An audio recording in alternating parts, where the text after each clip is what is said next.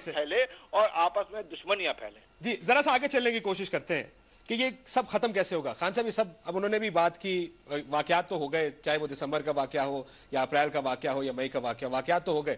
اب جب Peoples party اور ایم کیو ایم کہتے ہیں کہ تمام دشمنیاں بھلا دی انہوں نے آپس میں, کیا یہ آگے چلنے کا ٹھیک راستہ نہیں ہے؟ تمام سیاسی جماعتیں سٹارٹ افریش.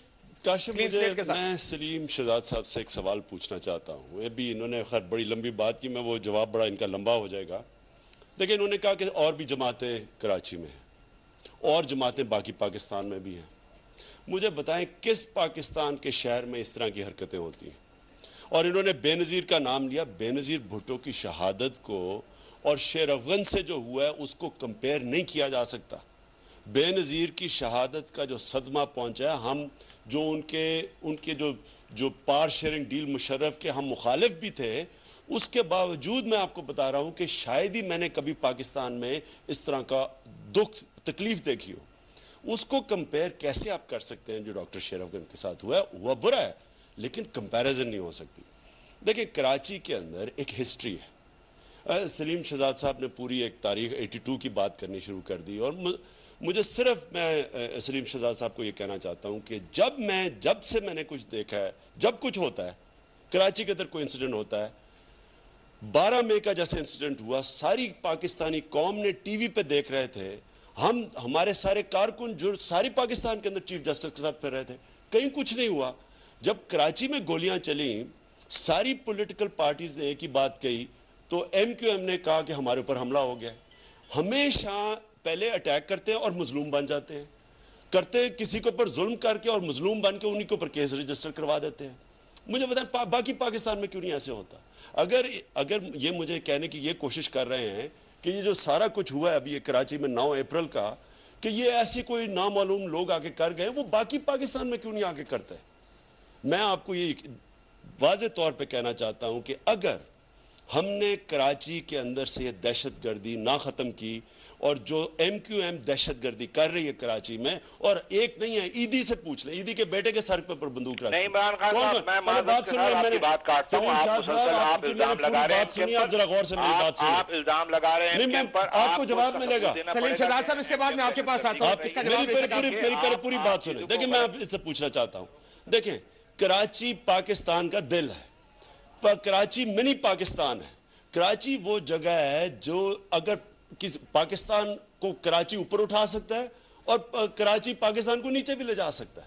ہر قسم کے لوگ بستے ہیں کراچی. اگر ہم کراچی کے اندر امن نہیں پیدا کریں گے, پاکستان کا ہمارا معاشی مستقبل خطرے میں. تو کیا جو پیپلز پارٹی زرداری صاحب گئے 90, انہوں نے کہا کہ ہم پرانی دشمنیاں بھلاتے ہیں, is that a good start Karachi میں اندر جانے کا؟ دیکھیں بہت اچھی بات ہے کہ آپ اپنی دشمنیاں ختم کریں, اور بہت اچھی بات ہے کہ آپ ریکنسیلیشن کریں, مفاہمت کریں. لیکن آپ یہ کیسے کر سکتے ہیں کہ لوگ جو قتل ہوئے ہیں, جو 50 لوگ مارے گئے ہیں, کوئی 50 لوگ مارے نہیں گئے ہیں. آپ اگر 50 لوگوں کی فہرستیں, ہمارے 14 لوگوں کے نام نکال کے, میں آج آپ سے کہتا ہوں, کل آپ 50 لوگوں کی فہرستیں تمام سیاسی جماعتوں کو بولیں کہ وہ 50 لوگوں کی فہرستیں عوام کے سامنے لے کر کے آئیں.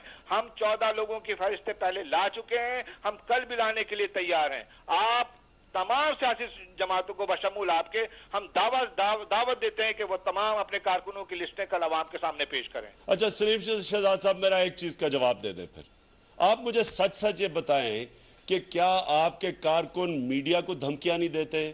آپ کیا بزنس مین کے پاس نہیں جاتے, بندوقیں پکڑ کے پیسہ ان سے نہیں لیتے؟ آپ دوسرے سیاسی کارکنوں کو, آپ نے کتنوں کو مارا ہے؟ اب جو سنی تحریک کے جو لوگ مرے ہیں وہ آج تک کہہ رہے کہ انکوائری کروائیں.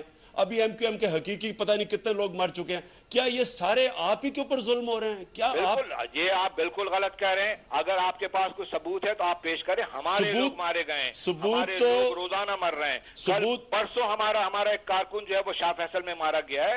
ہمارے روزانہ لوگ مارے جا رہے ہیں, ہمارے روزانہ لوگوں کو جو ہے وہ نشانہ بنایا جا رہا ہے. آپ یہ کہہ رہے ہیں بزنس مینوں کے پاس, آپ کے پاس ایسا کوئی ثبوت ہے آپ لائیں, ہم آپ کے سامنے پیش کریں. میں ایسے آپ کو بزنس مین دکھا سکتا ہوں جن بیچاروں سے ہر مہینے پیسہ لیا جاتا ہے. کو دھمکی دے رہے ہیں. دھمکی کی بات نہیں, آپ تو خوف کے اوپر سیاست کرتے ہیں. باتیں بنانا بہت آسان ہے عمران خان صاحب, باتیں بنانا بہت آسان ہے, عوام کو گمراہ کرنا بہت آسان ہے, لیکن عوام سمجھدار ہے. سلیم صاحب, عوام اس دھوکے میں نہیں آ رہی ہے جو لوگوں کو آپ کہانیاں سنا رہے ہیں. लोग जानते हैं आपकी असलियत। जिस तरीके से कल हमने प्रूफ पेश किया है, 6 अफराद हमारे शहीद हुए, हमने उनके लवाकिन को सामने पेश किया है, हमने 14 अफराद की शहादत की लिस्टें पेश की हैं। आप कहते हैं आपके कारकुनान शहीद हैं, आप लेकर के आए उनके फरिश्ते, उनके नाम, पते, वल्दियत, उनकी कौमियत पेश करें अवाम के सामने कि कौन लोग 12 मई को शहीद हुए। नहीं तो ये हमने सारों ने ड्रामा किया होगा, हम बाकी पाकिस्तान में नहीं ड्रामा करते, हमने सिर्फ कराची में ड्रामा करना था, MQM को ही हमने बस जुल्म करना था। सलीम शहजाद साहब, पाकिस्तान के लोग समझदार हैं, ये लोग धोखे में नहीं आते, सबको पता है कि दहशतगर्दी कौन कर रहा है पाकिस्तान में। आप जो है पूरे मुल्क में एक ऐसी फजा कायम करना चाहते हैं जिससे सियासी जमातें आपस में लड़ें।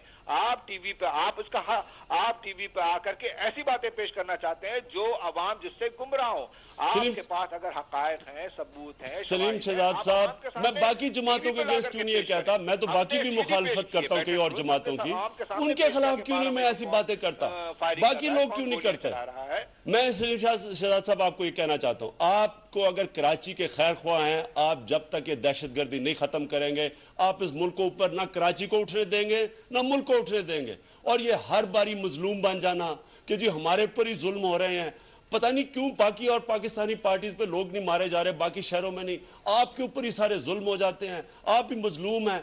और मैं आपको ये भी जनाब आली इमरान खान साहब कि हम गरीब मुतवस्सित तबके से ताल्लुक रखते हैं, बहुत गरीब तबके से, यहाँ तो गरीब मुतवस्सित तबके 90% पाकिस्तानी गरीब तबके से ताल्लुक रखता है। तबके को जो है वो एक नई सोच, एक नई राह दिखाई है। ये बंदूकों वाली राह दिखाई है, ये दहशतगर्दी की राह दिखाई है। अच्छा सलीम शहजाद मुझे एक जवाब दे कि कनाडा के सुप्रीम कोर्ट ने आपको टेररिस्ट ऑर्गेनाइजेशन क्यों डिक्लेयर किया, बताएं, वो भी आपके दुश्मन है। गरीब और मुतवस्सित तबके के लोग नहीं, इनसे मैं ये मेरा जवाब दे, ये जवाब दे कि कनाडा के सुप्रीम कोर्ट ने आपको टेररिस्ट ऑर्गेनाइजेशन क्यों डिक्लेयर किया, क्योंकि वो भी इनके।